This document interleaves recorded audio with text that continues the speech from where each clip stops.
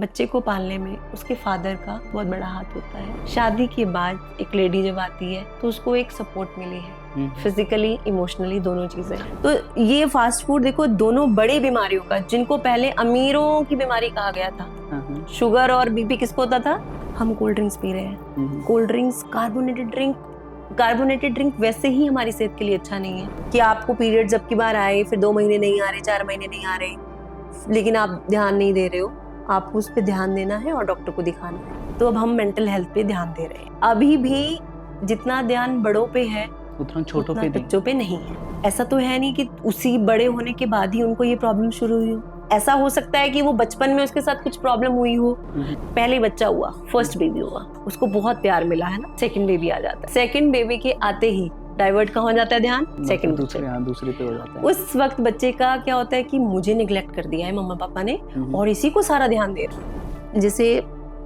छोटे बच्चों को अपने मदर फादर की जरूरत होती है, ऐसे ही ओल्ड एज को अपने बच्चों की जरूरत होती है। ज्यादातर लेडीज का ही आपको एचबी कम मिलेगा क्योंकि उनकी डाइट प्रॉपर नहीं हो पाती। पेरेंट्स आते हैं, वो यही शिकायत के साथ आते हैं, मुझे खाना नहीं खाती, ब्रेकफास्ट नहीं करके जाती।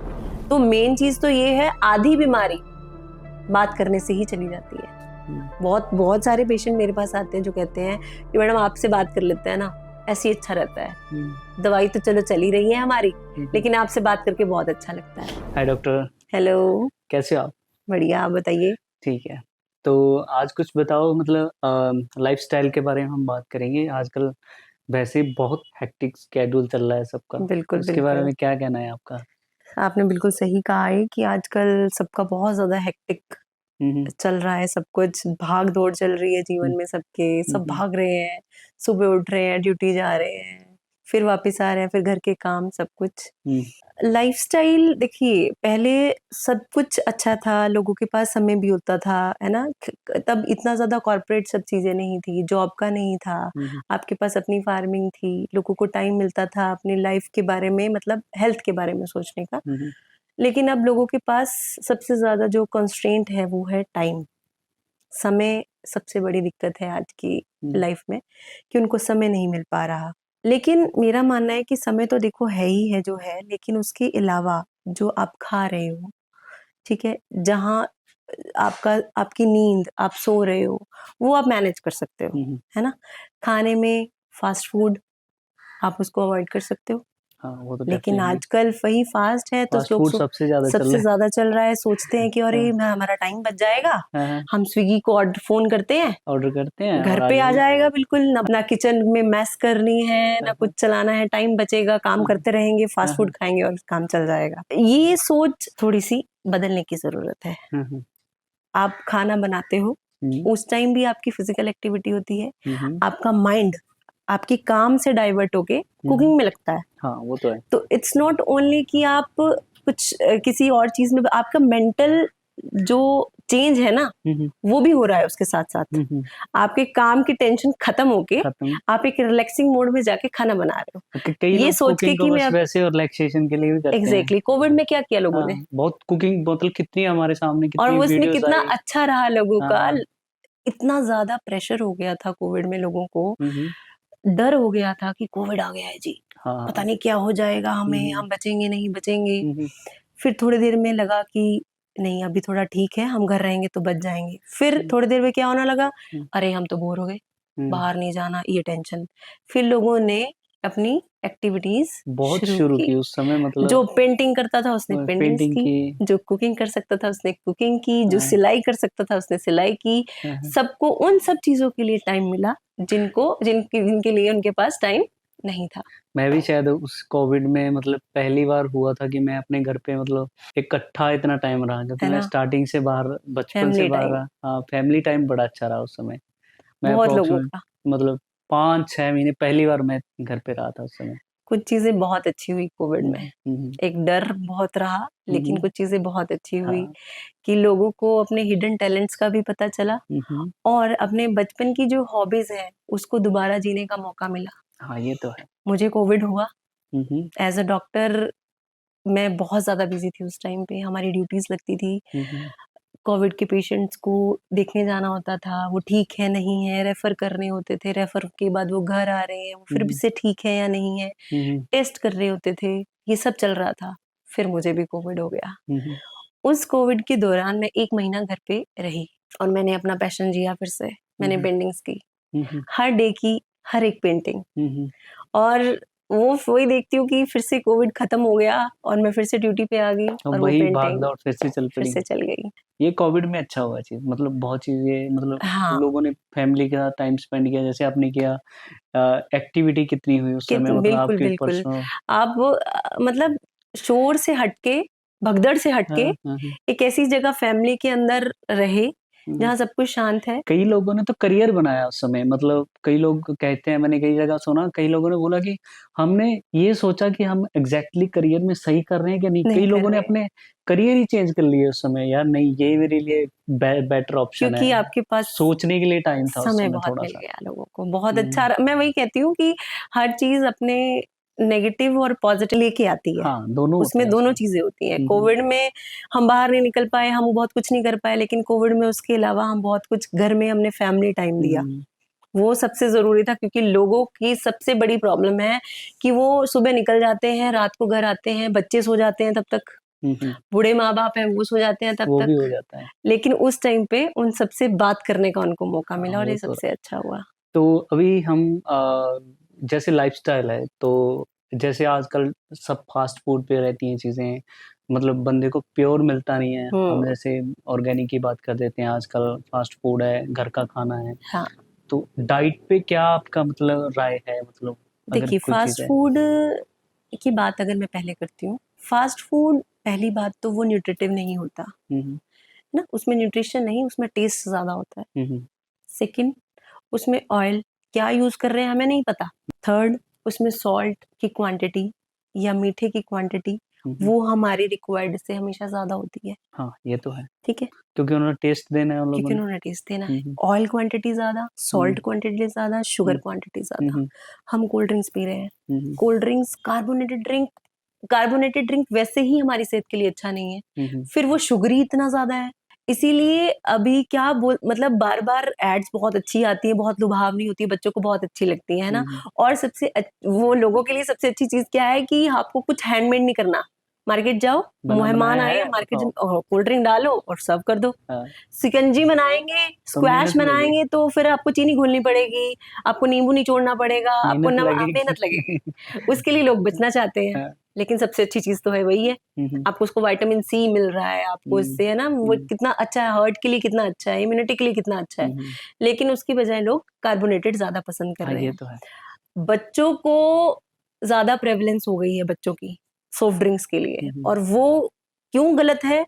क्योंकि ज्यादा शुगर बच्चों में जा रहा है, तो आगे जाके यंग एज में उनको डायबिटीज होने के चांसेस ज्यादा हो जाते हैं। ये पहली चीज आ गई कि लाइफस्टाइल मॉडिफिकेशन कहाँ करनी है हमें। पहली चीज हमें कट ऑफ करना होगा कार्बोनेटेड ड्रिंक, ज्यादा शुगरी ड्रिंक्स को अवॉइड करके घर के वही पुरानी चीजें लानी पड़ेंगी। आपको घर पे सिकंजी, नींबू पानी बनाना ही पड़ेगा। ठीक है, आप ऐसी चीजें जो फटाफट हो जाए उनको अवॉइड करना पड़ेगा। आपके फ्रिज में अगर बॉटल नहीं होगी फ्रूटी की, कोल्ड ड्रिंक की, तो क्या होगा? आपके बच्चे उसको नहीं मांगेंगे। तो पहले सबसे पहले कंट्रोल पेरेंट्स का होगा रेदर देन बच्चों का, हर चीज के लिए। फिर ऐसे ही मैं फास्ट फूड की बात करती हूँ। लोग बर्गर खा रहे हैं, उसमें तली हुई चीज भी है, उसमें मायो है, मायो अगेन ऑयल, वो फैट है।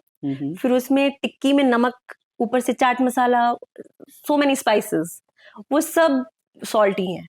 उससे क्या होता है? आपका बीपी रेज करता है। उसकी वजह से लोगों को हाइपरटेंशन हो रही है। तो ये फास्ट फूड देखो, दोनों बड़ी बीमारियों का, जिनको पहले अमीरों की बीमारी कहा गया था, शुगर और बीपी किसको होता था? अमीर लोगों को, क्योंकि उनके पास खाने के लिए बहुत कुछ होता था, खाने को है, उनको टेंशन ज्यादा है, तो इसलिए। लेकिन अब ये इतनी कॉमन हो गई है कि हर तीसरे चौथे बंदे को आपसे सुनोगे, अरे मुझे तो बीपी हो गया। पहले भी, लेकिन पहले क्या होता था कि 60 के बाद हो रही है ये बीमारियां, 50-55 के बाद हो रही है ये बीमारियां। लेकिन अब क्या होता है, बच्चा पैदा हो रहा है, बच्चों में है, यंग जनरेशन में बहुत देखने को मिलती है। बिल्कुल। ये 2-3 तो परमानेंट हर किसी में आपको एक फैटी लिवर और कोलेस्ट्रॉल तो हर किसी में मिल जाएगा फैटी आपको। Liver is so common these हाँ। Days, hypertension, sugar is so common these days, जो बहुत रेयर सुनने में मिलते थे। क्यों? उसका कारण यही है। और सबसे बेकार चीज क्या है कि ये हेरिडिटरी चीजें हैं, कंडीशंस हैं, हेल्थ कंडीशंस हैं। अगर आपके पेरेंट्स को शुगर था तो you have chances to have आपको भी डायबिटीज। होगा, वो अगर जीन्स आ जाते हाइपरटेंशन, हैं आगे। बिल्कुल, ये सबसे गंदी चीज है। और ऐसा भी नहीं है, ये ऐसी भी नहीं है कि चलो आज दवाई खाई, 10 दिन खाई, शुगर ठीक होगी तो छोड़ दी। ऐसा भी नहीं कर सकते आप, आपको लाइफ टाइम वो चीज खानी पड़ती है फिर। इसीलिए इसको अवॉइड करने के लिए आपको अभी से कुछ करना पड़ेगा ताकि आपके बच्चे इन सब चीजों से बच पाए। हम अपने बारे में बात कर लेते हैं कि यार मेरे को डिप्रेशन है, एंजाइटी है, चलो मैं बात करके देख लेता हूँ, हम डॉक्टर को दिखा लेते हैं। लेकिन ये चीज बच्चों में भी होती है। बिल्कुल, बहुत अच्छा टॉपिक आपने उठाया है आज।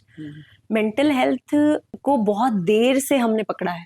पहले हम इसके बारे में बात नहीं किया करते थे। हम बुखार, खांसी, टीबी, है ना, इन सब चीजों के बारे में बात किया करते थे, लेकिन हम मेंटल हेल्थ के बारे में कभी बात नहीं किया करते थे। अब जब ऐसी चीजें होने लगी हैं तो अब हम मेंटल हेल्थ पे ध्यान दे रहे हैं। अभी भी जितना ध्यान बड़ों पे है उतना छोटों पे बच्चों पे नहीं है। नहीं।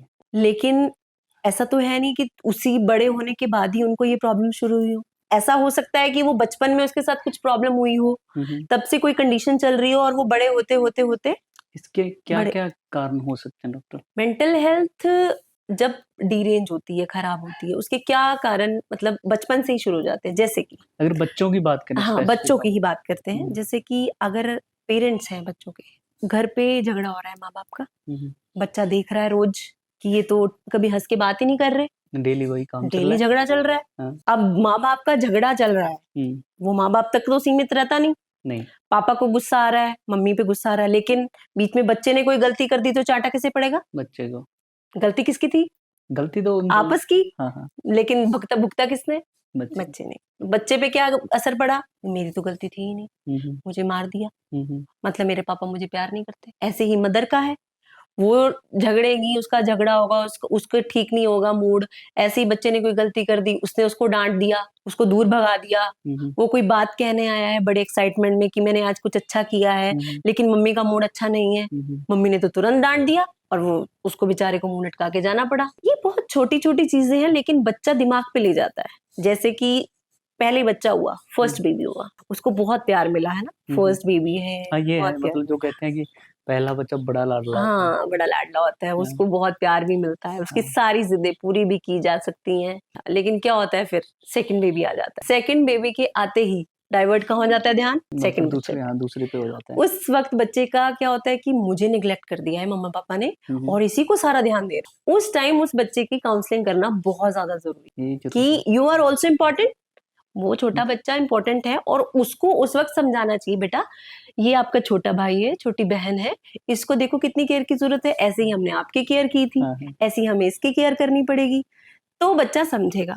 लेकिन हम ये जरूरी नहीं समझते कि हम छोटे बच्चे को समझाएं, उसको काउंसिल करें, तो वो राइवलरी पैदा हो जाती है। इसलिए कहते हैं कि कई बार मतलब बहुत कम चांस होता है कि दो भाइयों या दो बहनों की बने। वो बहुत रेयर होता है कि या तो एज गैप बहुत ज्यादा हो, या एज गैप बहुत कम हो, तो प्रॉब्लम्स और भी ज्यादा हो जाती हैं। इसीलिए मैं कह रही हूँ कि जब भी बच्चा छोटा हो, उसको हर एक चीज के बारे में आपको बताना चाहिए।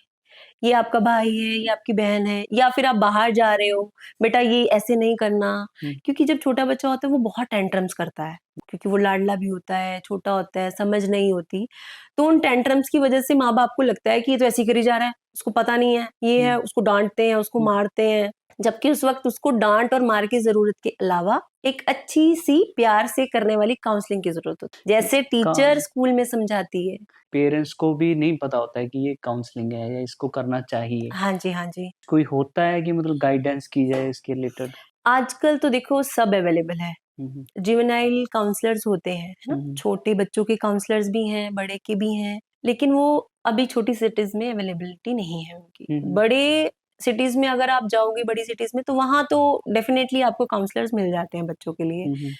लेकिन छोटी सिटीज में अभी नहीं है इसकी अवेलेबिलिटी। उसके लिए देखो हमारा सोशल मीडिया बहुत ज्यादा अच्छा एक्टिव है आजकल, तो पेरेंट्स को ही ये थोड़ा सा जिम्मा उठाना पड़ेगा और आजकल सोशल मीडिया पे, इंस्टाग्राम पे आप देखोगे तो बहुत, मैं खुद देखती हूँ अभी, I have 10 month old baby, तो मेरे पास सारी पोस्ट वही आती है छोटे बच्चों के लिए कैसे करना है, तो उसमें भी यही दिखाते हैं कि टेंट्रम्स कर रहा है छोटा बच्चा, रो रहा है, मम्मी पापा को मुंह पे मार रहा है, हाउ टू रिएक्ट। हाँ, जैसे आजकल कोई बच्चा छोटा रोता है तो अपने ये चल रहा है कि उसको फोन पकड़ा दो, फोन देखता रहेगा, बस अपना काम सॉर्ट हो जाएगा। And this is the biggest mistake any parent can make. ये सबसे बड़ी गलती है बच्चे को स्क्रीन देना उस उम्र में, जिस उम्र में उसको स्क्रीन के बारे में नॉलेज ही नहीं है। तो यही मैं कह रही हूँ कि इंस्टाग्राम पे, फेसबुक पे या यूट्यूब पे बहुत वीडियोस ऐसी आ रही हैं जिसमें ये लोग दिखा रहे हैं, डॉक्टर्स दिखा रहे हैं कि आपको एक बच्चे के बिहेव को कैसे कंट्रोल करना है और कैसे डाइवर्ट करना है, उसके गुस्से को, उसकी जिद को कैसे आपको बदलना है, रेदर देन उसको डांटना है या मारना है। ये तो हुआ। और अगर आप जैसे हमने बड़ों की डाइट की बात की, तो बच्चों की डाइट पे अगर आप कुछ गाइडेंस देना चाहो। हाँ, बच्चों की डाइट के लिए भी डेफिनेटली मैं ये कहना चाहूंगी कि आजकल मार्केट में बहुत ज्यादा फूड्स अवेलेबल हैं बच्चों के लिए। तो जैसे बड़ों को लगता है कि हमारे लिए इजी है मार्केट जाके सामान खरीद के ले आना और खा लेना, तो वो सोचते हैं कि बच्चे पे क्यों मेहनत करनी, मार्केट में बहुत सारे फूड की ऐसी चीजें आ रही हैं, तुरंत बनाओ, पानी डालो खिला दो, तो हम वही क्यों ना कर ले, उसमें तो सारे न्यूट्रिएंट्स हैं, जबकि आपको पता है कि जितना लिखा जाता है उतना तो नहीं मिलता। कोशिश कीजिए जब भी आपका बच्चा छोटा है और वो बढ़ रहा है, जब से उसने 6 महीने के बाद से खाना शुरू किया है ना, 6 महीने तक तो माँ का दूध है, उसके बाद से उसने खाना शुरू किया है, कोशिश करिए उसको घर का खाना खिलाए, वो टेस्ट उसका वहीं से डेवलप होगा। घर का मतलब क्या क्या खिला घर का मतलब उसको दाल बना के खिलाएं आप, दाल, हाँ, उसको दाल बना के खिलाएं, खिचड़ी बना के खिलाएं, फ्रूट्स ऐड करें, फ्रूट्स या फ्रूट और वेजिटेबल की प्यूरी आप उसको इंट्रोड्यूस करा सकते हैं, जिससे उसको विटामिन, मिनरल जो भी मिलना है उससे मिले। अभी वही मीठा और सॉल्ट उनका रिस्ट्रिक्ट करना है अप टू 1 ईयर। एक तो जैसे पहले होता था कि मतलब चलो ठीक है बच्चा हो, उसको हम दूध देना शुरू कर देते हैं, जैसे गाय का या भैंस का होता था, तो आजकल लेकिन डॉक्टर की तरफ से रिकमेंडेड दूध आता है पैकेट वाला, कई डॉक्टर रिकमेंड करते हैं कि आप ये लो, तो फॉर्मूला मिल्क, हमें जो नेचुरल गाय भैंस का दूध है वो देना चाहिए कि जो डॉक्टर की तरफ से जो आजकल आता है बना हुआ दूध उसमें? गाय और भैंस का दूध गाय और भैंस के बछड़े के लिए बना है मिल्क। ह्यूमन इज ओनली कि जो दूसरों का दूध पीता है, हम गाय का दूध पीते हैं, भैंस का दूध पीते हैं कि कैल्शियम मिलेगा, हम पीते हैं, लेकिन हमारा गट तब तक स्ट्रोंग हो जाता है जब हम बड़े होते हैं, लेकिन जब बच्चे छोटे होते हैं उनका गट उसको डाइजेस्ट करने के लिए डेवलप नहीं हुआ होता। दैट्स वाई 1 साल तक ये रिकमेंड नहीं किया जाता कि छोटे बच्चे को गाय या भैंस का दूध दिया जाए, इसीलिए कहा जाता है या तो फॉर्मूला मिल्क और आप अपना ब्रेस्ट मिल्क एक्सट्रैक्ट करें, वही पिलाएं, क्योंकि उसका डाइजेशन अच्छे से नहीं हो पाएगा, बच्चे को गट में प्रॉब्लम रहेगी। डॉक्टर साहब, जैसे आजकल न्यूक्लियर फैमिली है सबकी, है ना, सबका शेड्यूल हम पहले ही बात करें बड़ा टाइट चल रहा है, स्ट्रेस रहती है, तो आप न्यूली मैरिड मतलब जो कपल हैं उनको क्या सजेशन देना चाहते हो जब मतलब वो फैमिली को एक्सटेंड करना चाहते हैं आगे? देखिए, न्यूक्लियर फैमिली अच्छी भी है और थोड़ी सी खराब भी है। खराब कैसे है कि पहले फैमिली बड़ी होती थी, एक्सटेंडेड फैमिलीज होती थी और आपको पूरे परिवार का सपोर्ट होता था, एक काम अगर आप नहीं कर पा रहे तो दूसरा फैमिली मेंबर कर लेता था। अभी न्यूक्लियर फैमिली में सारा कुछ आपको ही करना है, बच्चे को आपको संभालना है, जॉब आपको खुद करनी है, किचन का काम आपको खुद करना है, घर का काम, 100 चीजें है ना, मार्केट का काम आपको खुद करना है। पहले कहते थे पता ही नहीं चलता बच्चा कब पैदा भी हो गया, पल भी गया, बड़ा कैसे पल गया, लेकिन अब पता चलता है, बंदे इतने होते थे। बिल्कुल, आपके पास ऑप्शंस हो जाते हैं बेबी के लिए, टेक केयर के लिए, और उससे आपको स्ट्रेस भी कम होता है, आप दूसरी चीजों को बहुत अच्छे से कर पाओगे, क्योंकि एक बच्चे को संभालना is not a easy task. हाँ, ये तो है, वो फुल टाइम जॉब है, आप सो रहे हो तब भी वो जॉब चल रही है, आप बिल्कुल गुड स्लीप नहीं ले सकते आप, आपको ये तो है, क्योंकि आपको ध्यान रखना है, बिल्कुल आपको ध्यान रखना पड़ेगा, वो उठेगा, वो फीड भी लेगा और वो बीमार होगा तब भी आपको उसकी केयर करनी पड़ेगी, तो वो फुल टाइम जॉब है। ये तो। लेकिन एक्सटेंडेड फैमिली हो तो फिर आपके पास ऑप्शंस रहते हैं, उसके ग्रैंड पेरेंट्स हैं, बेटा आप रेस्ट कर लो, हम थोड़ी देर देख लेंगे। तो न्यूक्लियर फैमिली इसलिए भी ठीक इसलिए है कि आप अपनी मर्जी से जी सकते हो, आपको किसी से पूछना नहीं है, आप बाहर जाओ, जो खाना है वो खाओ, जैसे कपड़े पहनने हैं वैसे पहनो, जैसे रहना है वैसे रहो, जब मर्जी सो के उठो, आपको कोई रोकने टोकने वाला नहीं है। इसमें अच्छी है, लेकिन उसके अपने पॉजिटिव और नेगेटिव एस्पेक्ट्स है। दो लोग न्यूक्लियर फैमिली में रह रहे हैं, हस्बैंड वाइफ रह रहे हैं और उनके पास छोटा बच्चा है, उसको मैनेज करना, इसके लिए मैं कहूंगी कि एक लेडी के साथ साथ बच्चे को पालने में उसके फादर का बहुत बड़ा हाथ होता है। पहले ये चीजें नहीं थी, हमेशा यही कहा जाता था कि बच्चे को पालना, खाना बनाना, किचन का काम, घर का काम सिर्फ लेडी का काम है। आजकल तो सारे सिनेरियो चेंज हो गया है, इन a good way, in a good way. अच्छी चीज है ये। पेरेंट्स भी अब एक्चुअली ये सलाह देने लगे हैं लड़कों को, जो नहीं दिया करते थे। पहले ये सलाह दिया करते थे कि तू बैठ, तेरी बहन कर लेगी, तेरा काम नहीं है ये लड़की का काम है। अब ये सिनेरियो चेंज हो गया है। अब ये कहते हैं कि सिर्फ ये नहीं करेगी, तू भी करेगा, कपड़े वो धो रही है तो तू भी उसकी हेल्प कराएगा। तो वो इन अ गुड वे बहुत अच्छी चीज हुई है। इससे क्या हुआ, शादी के बाद एक लेडी जब आती है तो उसको एक सपोर्ट मिली है, फिजिकली इमोशनली दोनों चीजें, है ना, क्योंकि हस्बैंड और वाइफ से बात करने लगे हैं, तुझे अच्छा किस चीज में नहीं लग रहा, कोई प्रॉब्लम आ रही है, वो एक टू वे चीज चल रही है। वो बीच में एक मतलब एक वे बना रहे हैं पेरेंट्स और उस लड़की के बीच में। ये अच्छी बात है कि आजकल जो है हस्बैंड्स हैं वो इक्वली पार्टिसिपेट कर रहे हैं घर के कामों के लिए, हेल्प कर रहे हैं अपनी वाइफ की, बच्चे को संभाल रहे हैं, उनका डायपर चेंज कर रहे हैं उनके कपड़े चेंज कर रहे हैं। ये अच्छी बात है और इससे बहुत ज्यादा बॉन्डिंग भी बढ़ती है। पेरेंट्स और बच्चे की तो, पापा और बच्चे की तो बढ़ती है, इसके साथ साथ हस्बैंड वाइफ की बॉन्डिंग बहुत अच्छी हो जाती है, जो आगे के समय गुजारने के लिए बहुत अच्छी चीज है, जिससे डाइवोर्स वगैरह होने के चांसेस भी कम हो जाते हैं। क्योंकि आप जब एक ही काम में इन्वॉल्व होते हो तो वो गुड हार्मोन्स रिलीज करता है, जो आपके रिलेशन के लिए भी अच्छा है, आपके मेंटल हेल्थ के लिए भी बहुत अच्छा है। क्या ऐसा कुछ पॉसिबल है कि मतलब जैसे आजकल क्या होता है कि बंदा बीमार होता है, हम क्या क्या करते हैं, या तो डॉक्टर के पास भागते हैं या मेडिकल पे जाते हैं, कोई भी दवाई लेते हैं और काम खत्म। तो क्या ऐसी कोई पॉसिबिलिटीज है कि कुछ मतलब अगर हमें नॉर्मल कोई चीज होती है, नॉर्मल कोई इशू होता है, तो हम उसको घर पे रिजॉल्व कर सकें उन चीजों को? बीइंग आयुर्वेद ग्रेजुएट, हिस्ट्री मेरी आयुर्वेदा से है, तो उसमें श्लोक है पहला ही, स्वस्थस्य स्वास्थ्य रक्षणम आतुरस्य विकार प्रश्नम च। इसका क्या मतलब है, स्वस्थ की, उसके स्वास्थ्य की रक्षा करना।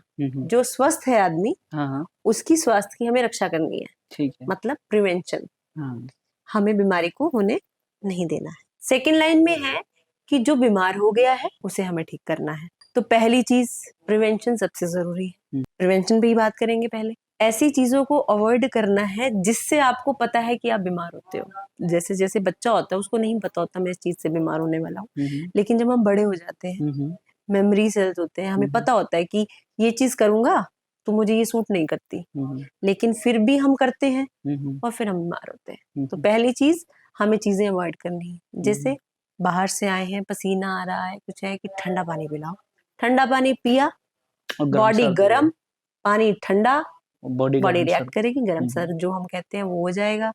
जुकाम, खांसी, सिर दर्द, ये दिक्कत, गला खराब, इससे होगा। तो अवॉइडेबल है, अवॉइड की जा सकती है।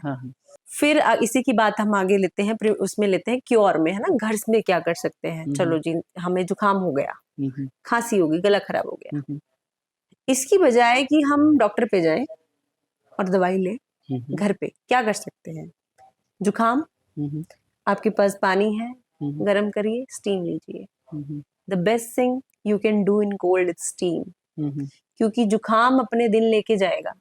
आप जितनी मर्जी दवाई खा लीजिए उसकी, वो ठीक नहीं होगा, क्योंकि उसके दिन है वो 4 या 5 दिन लेके जाएगा। लेकिन आप उसकी इंटेंसिटी को रोक सकते हैं स्टीम से। घर का नुस्खा हो गया। फिर आता है गला खराब हो गया जी, गले खराब में क्या होगा, एंटीबायोटिक खाएंगे आप। एंटीबायोटिक शरीर को जो यहाँ फायदा करेगी वो बाकी शरीर में क्या नुकसान करेगी हमें नहीं पता, क्योंकि हर चीज के इफेक्ट और साइड इफेक्ट दोनों होते हैं, और एंटीबायोटिक के तो साइड इफेक्ट सबको पता है। उसको अवॉइड करने के लिए आपके घर पे हल्दी है, the best antibiotic, anti inflammatory. पानी गर्म करें, हल्दी डालें चुटकी भर नमक डालें और गार्गल्स करें 3 से 4 बार दिन में गार्गल। सेकेंड डे आपको पता चल जाएगा आपका गला सही हो रहा है। हल्दी के लिए मैं और भी कहती हूँ स्किन डिजीजेस, हल्दी is very good in skin disease, क्योंकि ऑब्वियसली एंटीबायोटिक उसकी प्रॉपर्टी है, एंटी इन्फ्लेमेटरी उसकी प्रॉपर्टी है। स्किन डिजीजेस में हल्दी बहुत अच्छा काम करती है। तो डेली हम सब्जी में तो खा ही रहे हैं, जैसे आप दूध पीते हो, दूध में 1 चुटकी हल्दी डालना सफिशिएंट है। अब पहले वो कहते हैं कि अगर कोई जख्म है तो मतलब उस पे हल्दी लगा लो, हल्दी लगा लो, एंटीसेप्टिक प्रॉपर्टी उसकी। अगर कोई अंदरूनी चोट है तो आप हल्दी दूध डाल के पी लो, वो जल्दी आपको आराम रिकवर कर देगी। बिल्कुल, चोट लगी है, अंदरूनी चोट लगी है, बाहर की चोट लगी है, तो ये हल्दी कोई डिफरेंट होती है कि जो हम खाने में यूज करते हैं? सेम ही होती है। बिल्कुल, वैरायटीज अलग अलग हैं, सबके गुण अलग अलग हैं, पर हम जो घर पे भी खा रहे हैं उसमें भी सब प्रॉपर्टीज है, मतलब वो सेम ही होता है। बिल्कुल बिल्कुल, हम वो यूज कर सकते हैं। हाँ, देखिए मार्केट में जो आ रही है थोड़ी बहुत तो अडल्ट्रेशन हर किसी चीज में मिलेंगी आपको। Everything that we are purchasing from market, वो उसमें कुछ ना कुछ मिलावट आपको मिलती है। वो तो होता प्योर आपको वही होगा जो आप खुद कर रहे हो, तो थोड़ा बहुत तो कोई बात नहीं, लेकिन हाँ कि 70% 80% वो आपको वो वाले गुण जरूर दे देगी जो उसके अपने गुण है। और एक डॉक्टर एक बात बोलते हैं कि मतलब आयुर्वेदा जो होता है अपना, मोस्टली हर मेडिसिन पे उसे लिखा होता है अगर हम किसी इसका कोई साइड इफेक्ट नहीं होता है, ऐसा होता है? बिल्कुल ऐसा है, क्योंकि वो हर्ब से बनती है। अगर उसके साइड इफेक्ट्स होंगे भी तो वो इतने माइन्यूट होंगे कि वो बॉडी के किसी और पे जाके वो तंग नहीं करेंगे। मेजर साइड इफेक्ट्स किसी भी चीज के नहीं है, वो उसी जगह पे काम करेगी दवाई जहां उसकी जरूरत है, जबकि बाकी दवाइयां जो होती हैं वो बाकी जगह भी काम करती हैं जहां उनकी जरूरत नहीं होती। तो इसीलिए उसके साइड इफेक्ट ज्यादा माने जाते हैं। और इसमें फिर मतलब इतनी आयुर्वेद में चीजें होती हैं तो लोग मतलब दूसरी मेडिसिन के साइड क्यों भागते हैं जल्दी? क्योंकि देखो अगर हम एज कम्पेयर टू देखें तो मुझे लगता है अगर 100 की बात करें तो बहुत कम रेशो होगी जो लोग आज भी आयुर्वेद यूज करते हैं। तो इसका क्या कारण है वैसे? इसका कारण जहाँ से हमने शुरू किया था वहीं पे हमने शुरू किया था कि हमारी जो लाइफ है वो भाग दौड़ की हो गई है, हमें सब कुछ बहुत जल्दी चाहिए, यही इसका रीजन है। आयुर्वेद अपना टाइम लेता है, वो चुटकी बजा के ठीक करने वाला नहीं है। क्यों? क्योंकि वो रूट कोज को ठीक करता है, जड़ को ठीक करता है, जबकि जो बाकी दवाई है वो आपके तुरंत इफेक्ट करने वाली है और वो रूट कोज को नहीं। आपका जो सिम्टम है, सिम्टोमेटिक ट्रीटमेंट कहते हैं उसको, वो आपके सिम्टम को ठीक करेगी। आपका सिर दर्द हो रहा है, आपने गोली ले ली, सिर दर्द ठीक हो गया। What is the reason behind the headache? सिर दर्द हो क्यों रहा है ये तो जानने की कोशिश नहीं की गई। वो तो हमने जस्ट क्या है कि हो रहा है, कोई मेडिसिन ले लो वो और ठीक हो जाएगा। आयुर्वेदा क्या काम करता है कि वो क्यों हुआ, उस कारण को ठीक करने में समय लगता है। समय हमारे पास किसी के पास है नहीं। वही वाली बात है। तो इसीलिए आयुर्वेद थोड़ा सा लैक हो रहा है। लेकिन आप जैसे जैसे साउथ की तरफ जाएंगे तो आपको दिखेगा कि वहां आपको एलोपैथिक हॉस्पिटल्स नहीं मिलेंगे, वहां आपको आयुर्वेद ही मिलेगा। और जिसने एक बार आयुर्वेद शुरू कर दिया, समझ गया वो आयुर्वेद को, फिर वो कभी एलोपैथ नहीं लेगा। और एक हम बात करते हैं जैसे एक एज के बाद तो लड़के और लड़की की जो डाइट है वो डिफरेंट हो जाती है, जैसे टीनेज शुरू होती है जैसे। इसमें क्या रिकमेंडेशन है अगर हम एज ए आप गर्ल्स को कोई मतलब रिकमेंडेशन देना चाहो उस समय? क्योंकि बहुत बार हम मतलब ये टर्म सुन लेते हैं कि यार हार्मोनल इम्बैलेंस हो रहे हैं, चेंजेस हो रहे हैं, ये क्या मतलब इसके बारे में थोड़ा सा ब्रीफ में बताओ कि मतलब ये होते क्यों हैं, इसका क्या कर सकते हैं, मतलब जिनको जरूरत है, मतलब जिनको प्रॉब्लम होती है, और क्या क्या प्रॉब्लम होती है वैसे बेसिकली टीनेज की प्रॉब्लम्स। देखिए जब हम टीनेज में होते हैं तो हमारी बॉडीज में फिजिकल चेंजेस, हार्मोनल चेंजेस आ रहे होते हैं, ठीक है। लड़कों को मैस्कुलाइन फीलिंग आने लगती है, लड़कियों में अलग तरह के चेंजेस होने लगते हैं, उनको पीरियड्स आने लगते हैं, बॉडी की शेप चेंज होने लगती है। उस दौरान पहली चीज लड़कियां इस बात के लिए कॉन्शियस हो जाती हैं कि मैं मोटी हो रही हूँ, तो इसके लिए वो क्या करती हैं, वो खाना बंद कर देती हैं। मेरे पास जो पेशेंट्स आते हैं, पेरेंट्स आते हैं, वो यही शिकायत के साथ आते हैं, मुझे खाना नहीं खाती, ब्रेकफास्ट नहीं करके जाती, सुबह जाती है ऐसी भाग जाती है, कहती है भूख नहीं लग रही, ना लंच लेके जाती है, शाम को आती है 1 रोटी खाती है, सो जाती है, दूध नहीं पीती, ठीक है। ये क्यों है? क्योंकि उस टाइम पे आप बढ़ रहे हो, आपके हार्मोन्स चेंज हो रहे हैं, ठीक है। बॉयज और गर्ल्स में इंटरेक्शन जो दूसरी तरह की होती है, अट्रैक्शन भी हो सकती है ना, वो बढ़ने लगती है। तो उनको लगता है कि मैं ठीक लग रही हूँ या नहीं लग रही, मैं अच्छी लग रही हूँ या नहीं लग रही। ये फीलिंग जब बढ़ जाती है ना, तो उनको लगता है कि मैं मोटी हो जाऊंगी अगर मैं ज्यादा खाऊंगी, तो अपना खाना वो कम कर कम देती है, करते हैं, जैसे डाइट करने लग जाते हैं। डाइटिंग करने लग जाती है। लेकिन उस चीज का नुकसान क्या है, आप जब टीनेज में हो, आपके हार्मोन बढ़ रहे हैं ना, बॉडी में अलग चेंजेस आ रहे हैं, तो इसका मतलब क्या है, आपकी बॉडी को एक्स्ट्रा चीजों की जरूरत है, लेकिन आपने उनको क्या कर दिया, कम कर जितना खा रहे थे उतना भी नहीं खा रहे हैं आप। हम्म, तो वो कहीं ना कहीं ग्रोथ में डेफिनेटली हम्म, प्रॉब्लम होती है, वो कम रहती है। हम्म, इसलिए कहा जाता है कि टीनेज हो रही है या बच्चों की ग्रोइंग एज में आपको प्रोटीन्स, बॉडी बिल्डिंग है आपके, है ना, फैट, घी, यही उम्र है कि आप खा सकते हो। कार्बोहाइड्रेट्स हो गए, प्रोटीन्स हो गए, प्रोटीन्स तो सबसे ज्यादा जरूरी है, इसलिए ग्रोइंग एज में प्रोटीन और कैल्शियम, कैल्शियम फॉर बोन्स बहुत ज्यादा इंपॉर्टेंट है। हाइट छोटी रह जाती है क्योंकि हम प्रॉपर कैल्शियम अपनी डाइट में नहीं ले रहे होते, है ना। आप बहुत ज्यादा लीन थिन रह जाते हो क्योंकि आप प्रोटीन्स अच्छे से नहीं ले रहे। तो ये टीनेज में ये जरूरी है कि टीनेज में माँ बाप को भी पता होना चाहिए, और सबसे ज्यादा जरूरी काउंसलिंग तो बच्चों की ही है, क्योंकि डेफिनेटली माँ बाप बहुत फोर्स करते हैं बच्चों को, तू ये खा, तू ये खा, लेकिन वो नहीं खाते। ये तो है। ये है, तो ज्यादातर मुझे लगता है कि स्कूल्स में आपको बच्चों के लिए एक सेशन डेफिनेटली रखना चाहिए टीचर्स के द्वारा, या फिर जैसे मैं हूँ, मेरे पास जो भी स्कूल पढ़ता है, मैं एक महीने में जाके उनको एक किसी टॉपिक पे लेक्चर देती हूँ, और उसमें ये तो जरूर इंक्लूड होता है। इससे जैसे अगर किसी को मतलब प्रोटीन या इस चीज की कमी होती है तो आगे प्रेगनेंसी में दिक्कत आती है। देखिए वो नहीं, ये थोड़ा अलग टॉपिक हो जाता है, प्रेगनेंसी और प्रोटीन का ऐसे कोई नहीं मतलब डायरेक्ट नहीं जैसे है। वीकनेस, वो चीजें ऐसे। वीकनेस हम्म, आ सकती है, हम्म, लेकिन जरूरी नहीं है कि वो प्रेगनेंसी उससे रिलेटेड हो। वीकनेस जरूर आ सकती है कि आप बड़े हो रहे हो, है ना, आपको चक्कर आ रहे हो, आपका मन नहीं लग रहा हो किसी काम में, आपका एचबी कम हो जाएगा, हीमोग्लोबिन कम हो जाता है। हीमोग्लोबिन कम होने की वजह से बाकी समस्याएं आने लगती हैं, जैसे कि काम में मन नहीं लगना, सारा दिन नींद आना, थका थका महसूस करना, आपको थोड़ा सा काम करने पे ही सांस चढ़ने लगेगा, ये लो एचबी के लक्षण है। हमारी सरकार आजकल बहुत काम कर रही है एनीमिया पे, एनीमिया मुक्त भारत चल रहा है, कैंपेन चल रही है, तो उसमें यही किया जा रहा है कि ज्यादातर लेडीज का ही आपको एचबी कम मिलेगा, क्योंकि उनकी डाइट प्रॉपर नहीं हो पाती है। ये बताना बहुत जरूरी है, जैसे लाइफस्टाइल मॉडिफिकेशन की बात कर रहे हैं, हम खाने के साथ दही, लस्सी, ऐसी चीजें लिया करते हैं, जिसका एचबी कम है, हाँ, या किसी भी है, हम कैल्शियम और आयरन को इकट्ठा नहीं ले सकते, जैसे गोलियों को इकट्ठा नहीं लेते कैल्शियम आयरन की, ऐसा ही खाने के साथ है। खाने में जो आयरन है, अगर हम उसके साथ दूध पी रहे हैं, हम उसके साथ लस्सी पी रहे हैं, हम उसके साथ दही खा रहे हैं, वो क्या है, कैल्शियम है, खाने में आयरन है। इकट्ठा खाया तो उसका एब्जॉर्प्शन हमारे में नहीं होगा, तो जो आयरन हमें मिलना चाहिए था वो हमें नहीं मिलेगा। ये एक लाइफस्टाइल मॉडिफिकेशन है कि हमें इसको मॉडिफाई करना पड़ेगा। आपको दही खाने, दही इज वेरी गुड, उसमें जो बैक्टीरिया होता है हमारे गट के लिए बहुत अच्छा होता है, तो आपको दही खानी है तो खाना खाने से पहले खाइए या खाना खाने के बाद खाइए। ऐसे ही खाना बनाते हैं तो लोहे की कढ़ाई का इस्तेमाल कीजिए, उसमें आयरन होता है, खाना बनाएंगे उसका आयरन खाने में जाएगा और आपको मिलेगा। ये भी एक मॉडिफाई, कुछ चीज जो आप मॉडिफाई कर सकते हो। तो कुछ ऐसे वही घरेलू चीजें हैं जो आपको मॉडिफाई करनी है, और आप अपनी हेल्थ को बिल्कुल ठीक रख सकते हैं। और कुछ खाने में क्या क्या रिकमेंड होता है अगर किसी का एचपी कम है? खाने में आप पालक खाइए, पालक पालक is very good source of iron. अमरूद खाइए, उसमें विटामिन सी भी है, आयरन भी है। आप अनार खाइए, अनार में बहुत अच्छा है।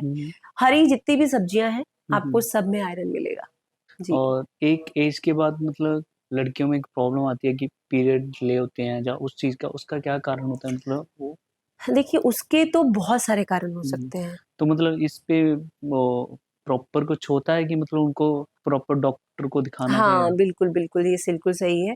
आप अपनी तरफ से कुछ भी अंदाजा नहीं लगा सकते हैं इसके लिए, उसके लिए हार्मोनल कारण भी हो सकते हैं, उसका कारण एचबी का कम होना भी हो सकता है ना, उसके अंदर उसका कारण कुछ और शरीर में बीमारी हो जिसकी वजह से उस पर इफेक्ट पड़ गया, वो भी हो सकता है। तो ये तो आपको रूल आउट करना पड़ता है, डायग्नोसिस बनाना पड़ता है, टेस्ट जो होते हैं उसके लिए वो कराने पड़ते हैं। उसके बाद जिस भी कंक्लूजन पे आप पहुंचते हैं, जो भी डायग्नोसिस बनता है, उसकी फिर ट्रीटमेंट चलती है। तो इसके लिए डेफिनेटली डॉक्टर के पास जाना, बिकॉज इट्स नॉट एन की कॉमन चीज कि आपको पीरियड जब की बार आए, फिर 2 महीने नहीं आ रहे, 4 महीने नहीं आ रहे, लेकिन आप ध्यान नहीं दे रहे हो।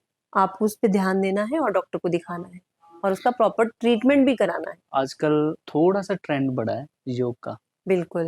लोग आजकल ये सोशल मीडिया की हम थोड़ी सी देन समझ लें तो लोग मतलब करने लगे हैं। बिल्कुल करने लगे हैं। हाँ जी, हाँ जी। तो इस पे क्या है आपकी राय? देखिए, जो लोग अब तो सोशल मीडिया की आपने बात की कि सोशल मीडिया पे हमें पता चला कि लोग योग करते हैं, और अब सोशल मीडिया के थ्रू ही आप देख सकते हैं कि जितने भी बड़े-बड़े सेलिब्रिटीज हैं, वो सब योग की पोस्ट डालते हैं और बहुत अच्छा योग कर रहे हैं वो। और लोगों के लिए वो बहुत अच्छी चीज़ है, क्योंकि उनका इम्पैक्ट लोगों पे सबसे ज़्यादा होता है। हाँ, ये तो है ना? जितने भी सेलिब्रिटीज हैं वो योग करते हैं तो लोग उनसे जल्दी इंस्पायर होते हैं, और यंग जनरेशन ज़्यादा। योग आपकी इम्यूनिटी बढ़ाने में मदद करता है। आपकी इम्यूनिटी बढ़ेगी तो आपकी बीमारियां घटेंगी। हाँ, ये तो है। हम बीमार इसलिए पड़ते हैं क्योंकि हमारी इम्यूनिटी अच्छी नहीं है। तो योग बहुत अच्छी चीज है जो हमें बीमारियों से लड़ने की शक्ति देता है। योग को अपनाना, अपनी आपका वजन नहीं बढ़ेगा, आपको नींद अच्छी आएगी, आपको भूख अच्छी लगेगी, आपका पेट अच्छे से साफ होएगा। आजकल बहुत प्रॉब्लम चल रही है इंसोम्निया की, मतलब नींद ना आना, और दूसरा पेट, हर चीज की जड़ पेट। पेट साफ नहीं हो रहा, भूख नहीं लग रही, मतलब ये मैं मेन प्रॉब्लम यही सुनती हूँ। आप योग करोगे, एक्सरसाइज करोगे, योग के साथ साथ, योग एक चीज है, उसके बाद फिजिकल एक्सरसाइज जो अलग है वो एक चीज है, वॉक अलग चीज, हर चीज के अलग अलग अलग मतलब अपने अपने बेनिफिट्स हैं। आजकल कैसे कहते हैं कि यार मेरे को नींद नहीं आती, मैं 2-2 बजे तक 3-3 बजे तक सो नहीं पाता, सुबह फिर वही क्या होता है, सुबह उठ के ऑफिस होते हैं, जाना होता काम होते हैं, फिर सारा दिन ऐसे निकलता है। एक रीजन इसका फोन भी है। फोन है, बंदा जब फोन पे चलाता है तो मतलब स्क्रॉल हाँ स्क्रॉल ही करते रहते हैं और 2 घंटे कब ये निकल जाते हैं उंगली हमको चलती पता ही नहीं रहती है ना, चलता। हाँ, तो आपका मतलब अप्रोक्सीमेट पता नहीं चलता आपको कब पहले चीजें आती हैं, हम उनको करते हैं, फिर हमें पता चलता है वो हमारे लिए अच्छी नहीं है, फिर हम उनको अवॉइड करते हैं। यही चल रहा है। और ये डेफिनेटली स्क्रीन टाइम आपके सोने से 2 घंटे पहले बंद हो जाना चाहिए। आपके दिमाग में कुछ और चीजें, अपने कल की रूपरेखा चलनी चाहिए, मुझे कल क्या करना है, वो सोचते सोचते ही आपको नींद आ जाएगी। लेकिन अगर रील्स चलाओगे तो रील में दिमाग चल रहा है, आपको ये सोचने का टाइम नहीं मिलेगा कि मैंने आज क्या किया था और मुझे कल क्या करना है।